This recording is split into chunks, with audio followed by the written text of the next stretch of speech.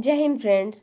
तो आज का वर्ल्ड हिस्ट्री में जो हमारा टॉपिक है वो है नेपोलियन। नेपोलियन का हम लोगों ने देख लिया था, बट यहाँ से एक बार देखते हैं क्योंकि नेपोलियन से यहाँ से इस लेक्चर में स्टार्ट हो रहा है। नोट्स हम यहाँ से पढ़ते हैं कि नेपोलियन का जो एक टाइम पीरियड था वो 1799 से 1815 तक था।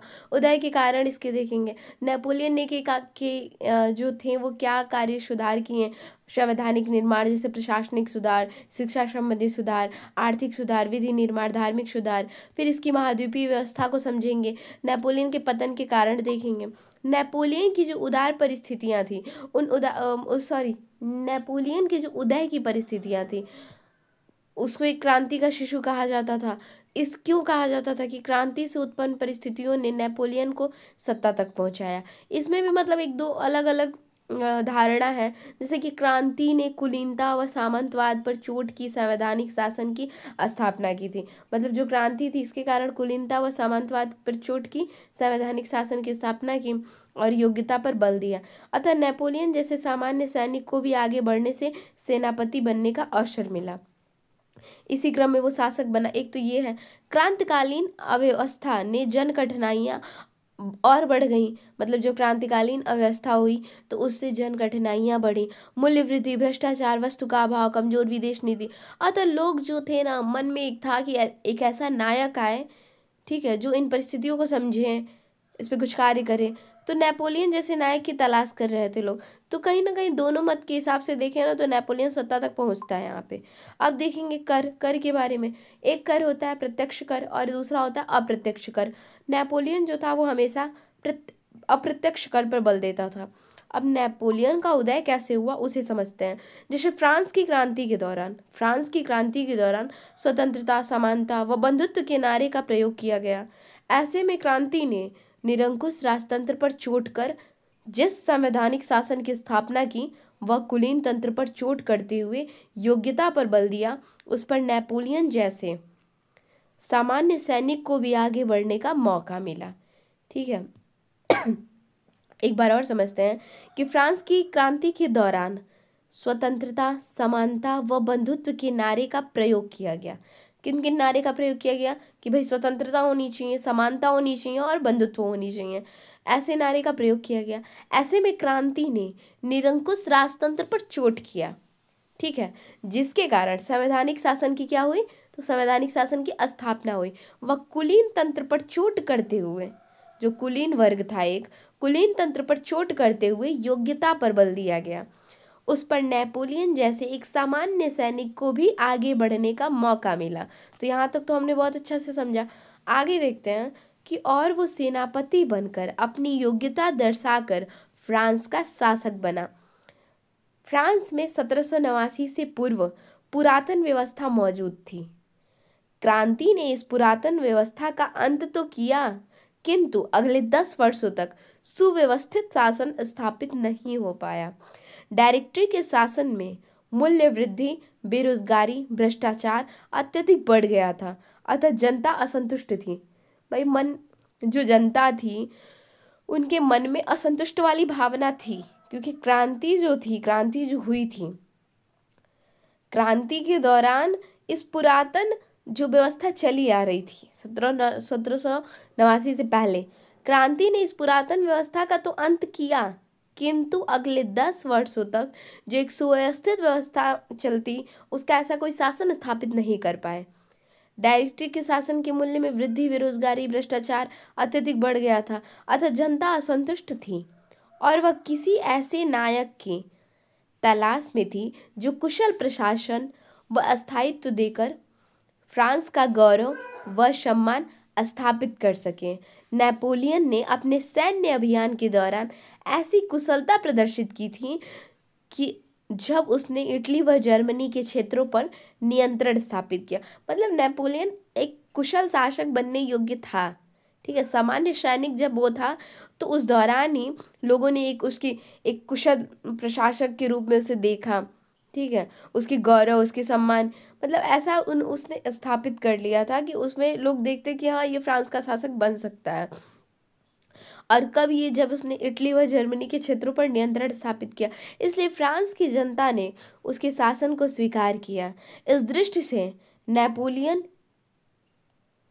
यह नेपोलियन जो था यहाँ क्रांति का शिशु दिखाई देता है, मतलब क्रांति से उत्पन्न हुआ बच्चा, तो क्रांति का शिशु दिखाई देता है।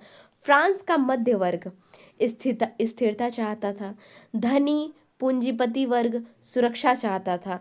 मध्य वर्ग क्या चाहता था? स्थिरता। वहीं धनी वर्ग पूंजीपति वर्ग क्या चाहता था? सुरक्षा। कमजोर वर्ग सहायता चाहता था। तो फ्रांस से भागे हुए पादरी एवं कुलीन ससम्मान वापसी चाहते थे, जो फ्रांस से भागे हुए लोग थे। नेपोलियन उनकी इन आशाओं को पूरा करता नजर आ रहा था, इसलिए फ्रांस की जनता ने नेपोलियन की तानाशाही को भी स्वीकार किया। इस तरह फ्रांस की क्रांति से पैदा हुई परिस्थितियों ने नेपोलियन को सत्ता तक पहुंचाने का मार्ग प्रशस्त किया। इन अर्थों में वह क्रांति का शिशु दिखाई देता है। अब हम देखेंगे नेपोलियन के क्या कार्य व सुधार थे। तो देखिए, जैसे कि संविधान का निर्माण में था कि नेपोलियन ने संविधान का निर्माण किया और कार्यपालिका शक्ति 3 सदस्यों की परिषद में निहित की गई। पहले तो क्या किया उसने? संविधान का निर्माण किया। उसके बाद जो उसकी कार्यपालिका शक्ति थी उसको 3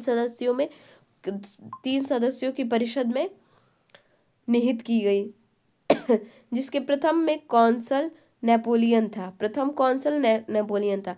शेष 2 सलाहकारी थे। कुछ समय पश्चात नेपोलियन ने अन्य सदस्यों को हटाकर शासन की संपूर्ण शक्ति अपने हाथ में ले ली। वह 1804 में उसने स्वयं सम्राट घोषित कर दिया। स्वयं को क्या कर दिया? मतलब सम्राट। जो जैसे दो उसने सलाहकार रखे थे ना, उसको भी हटा दिया और स्वयं को सम्राट घोषित कर दिया। इस दृष्टि से नेपोलियन क्रांति का हंता ठहरता है। क्या ठहरता है?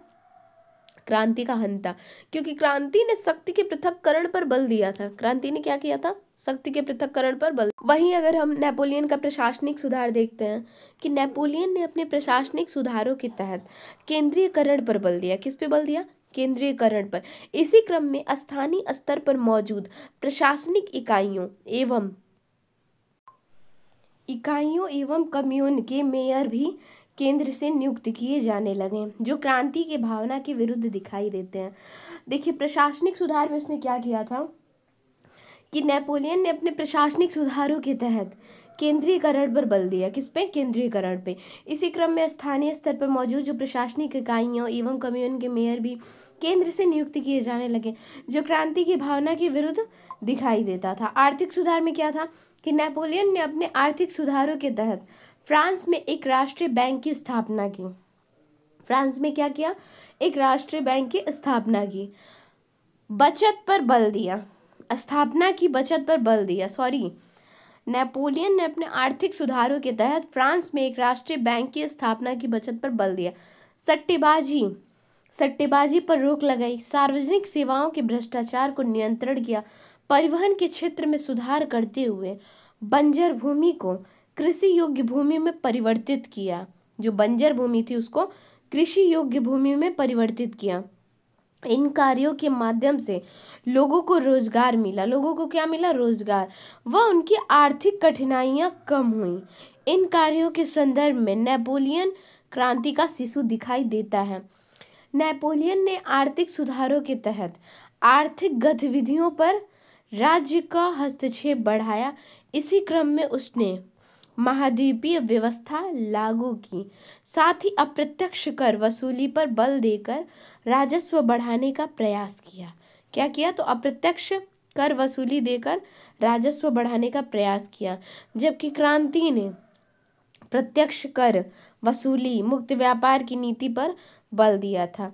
इस दृष्टि से यहाँ नेपोलियन क्रांति का हंता ठहरता है। वहीं शिक्षा संबंधी सुधार देखेंगे। नेपोलियन ने शिक्षा के क्षेत्र में एक समान पाठ्यक्रम लागू किया। क्या किया? तो एक समान पाठ्यक्रम लागू किया, जो प्राथमिक, माध्यमिक एवं उच्च तीनों स्तरों पर मौजूद थी। उसने राष्ट्रीय शिक्षा प्रणाली लागू की। तो देखिए, शिक्षा संबंधी सुधार भी देख लिए, आर्थिक सुधार भी हमने बहुत अच्छे से समझा। आर्थिक सुधार में ये था कि महाद्वीपीय व्यवस्था, ठीक है, महाद्वीपीय व्यवस्था लागू की। अप्रत्यक्ष कर पे वसूली पर बल देकर राजस्व बढ़ाने का प्रयास किया, जबकि क्रांति ने प्रत्यक्ष वसूली पे मुक्त व्यापार की नीति पर बल दिया था। तो आर्थिक सुधार, फिर शिक्षा संबंधी सुधार भी देखे हमने। अब इसमें शिक्षा संबंधी सुधार में ये भी देखेंगे कि अध्यापकों के प्रशिक्षण के लिए स्कूल खोले, अनुशासन एवं सैनिक शिक्षा पर बल दिया।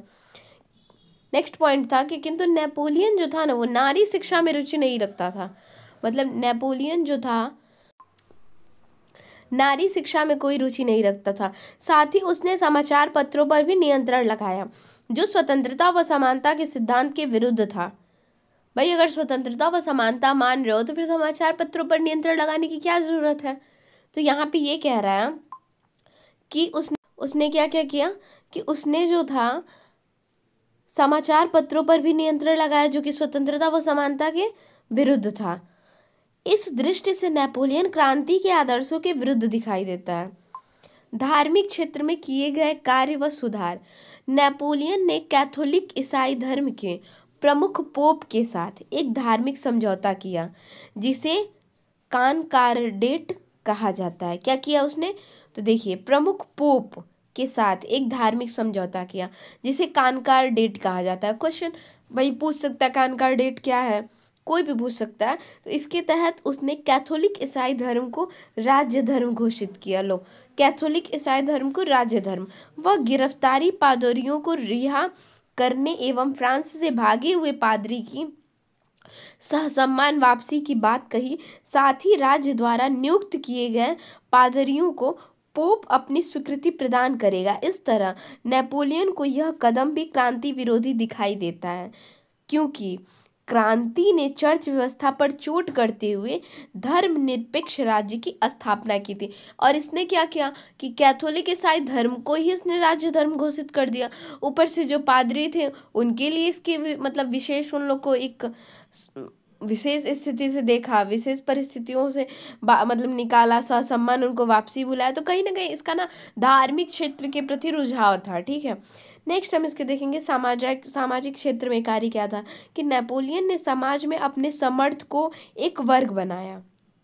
वस्तुतः उसने राष्ट्रीय सम्मान के रूप में अपने समर्थकों को उपाधि देना शुरू किया। इस तरह एक कृत्रिम कुलीन वर्ग का क्या हुआ, तो निर्माण हुआ। इस दृष्टि से यहाँ भी नेपोलियन क्रांति का हंता ठहरता है क्योंकि क्रांति ने कुलीनता पर चोट की थी। क्रांति ने क्या थी, कुलीनता पर चोट की थी। लेकिन ये क्या किया, ये तो अलग ही था भाई, इसने समर्थक किया। सामाजिक क्षेत्र में ही था ना कि समाज में अपने समर्थ को एक वर्ग बनाया। वस्तुतः उन्हें राष्ट्रीय सम्मान के रूप में अपने समर्थकों को उपाधि देना शुरू किया, कुलीन वर्ग का निर्माण किया। तो और क्रांति तो ऐसा नहीं थी, वो तो कुलीन वर्ग के लोगों के विरुद्ध थी ना, कुलीन वर्ग पे कुलीनता पर चोट किया था। नेक्स्ट हम देखेंगे विधि निर्माण के क्षेत्र में कार्य। देखिए लेक्चर 12 पे हम लोग पहुंच गए हैं, ये लेक्चर 12 के नोट्स हैं। तो विधि निर्माण के क्षेत्र में क्या कार्य कहते हैं, नेपोलियन ने कानून निर्माण के क्षेत्र में उल्लेखनीय कार्य किए थे। कानून निर्माण के क्षेत्र में उल्लेखनीय कार्य किए थे। उसने विधि संहिता का निर्माण किया जिसे नेपोलियन कोड के नाम से जाना जाता है। ठीक है, नेपोलियन कोड के नाम से जाना जाता है। इस तरह नेपोलियन ने फ्रांस के विभिन्न क्षेत्रों में भिन्न भिन्न प्रचलित कानूनों को समाप्त करते हुए एक समान कानून प्रणाली लागू की और कानून की स्पष्ट व्याख्या की। नेपोलियन ने दीवानी एवं फौजदारी कानूनों को परिभाषित किया, नागरिक विवाह एवं तलाक को मान्यता देते हुए इस क्षेत्र में धार्मिक तत्वों की भूमिका सीमित कर दी। उसने पारिवारिक अनुशासन पर बल दिया। उसने क्या किया, तो पारिवारिक अनुशासन पर बल दिया। वह परिवार के मुखिया को यह अधिकार दिया कि वह संपत्ति किसी को भी दे सकते हैं। उसने क्या किया कि पहले बात तो नागरिक विवाह एवं तलाक को मान्यता देते हुए इस क्षेत्र में धार्मिक तत्वों को भूमिका सीमित कर दी। उसने पारिवारिक अनुशासन पर बल दिया। वह परिवार के मुखिया को यह अधिकार दिया कि वह संपत्ति किसी को भी दे सकते हैं। ये चीज़ उसका सही था। फिर ये हमने देखा है कि नेपोलियन ने दीवानी और फौजदारी कानूनों को परिभाषित किया। ठीक है, नेपोलियन की यह विधि संहिता फ्रांस को आधुनिक या नवीन फ्रांस बनाती है और आज भी वहाँ के कानून का आधार बनी हुई है। वस्तुतः यह नेपोलियन की कृति का अस्थायी आधार है। अधिकांश यूरोपीय देशों ने भी अपने कानून निर्माण में इसे शामिल किया। इस दृष्टि से नेपोलियन को आधुनिक जस्टिनियन कहा जाता है। क्या कहा जाता है, आधुनिक जस्टिनियन कहा जाता है। इसी संदर्भ में यह कहा गया कि नेपोलियन के सुधार ग्रेनाइट पर रखे हुए हैं। किस पे? तो ग्रेनाइट पर रखे हुए हैं। तो यहाँ हमने देखा कि नेपोलियन ने कैसे कौन कौन से सुधार किए थे, ये सब हमने बहुत अच्छे से देखा। विधि निर्माण के क्षेत्र में कार्य किया था। अब यहीं से एक क्वेश्चन था कि नेपोलियन के सुधार ग्रेनाइट पर रखे हुए हैं, टिप्पणी लिखिए। तो इसमें सर ने लिखवाया था कि पहले कथन कहाँ से डालेंगे कि उपयुक्त कथन नेपोलियन के सुधारों विशेषकर विधि के क्षेत्र में किए गए कार्य से संबंधित है, जो उसकी किसी कृति प्रसिद्धि का अस्थायी आधार बने। फिर नेपोलियन के सुधार को लिखेंगे और निष्कर्ष में ये लिख देंगे कि नेपोलियन की विधि संहिता एक नवीन फ्रांस का निर्माण करती है। ये कानून सिर्फ फ्रांस में बल्कि यूरोप के अन्य देशों में भी कानून निर्माण को प्रेरणा स्रोत बना। तो यहाँ हमने देख लिया कि प्रेरणा स्रोत बना, मतलब नेपोलियन की जो विधि संहिता थी एक नवीन फ्रांस का निर्माण तो करती थी, निर्माण तो किया। ये कानून सिर्फ फ्रांस में ही नहीं बल्कि यूरोप के अन्य देशों में भी कानून निर्माण का प्रेरणा स्रोत बना। तो यहाँ हमने नेपोलियन की कौन कौन से टॉपिक कंप्लीट किए।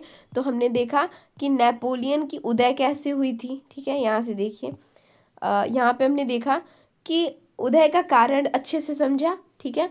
फिर हमने नेपोलियन के कार्य सुधार देखे, जिसमें संविधान निर्माण, प्रशासनिक सुधार, शिक्षा संबंधी सुधार, आर्थिक सुधार, विधि निर्माण, धार्मिक सुधार, ये देखे। अब हमारा टॉपिक बचा महाद्वीपीय व्यवस्था और पतन के कारण, जिसको हम नेक्स्ट लेक्चर में कवर करेंगे। Thanks for watching.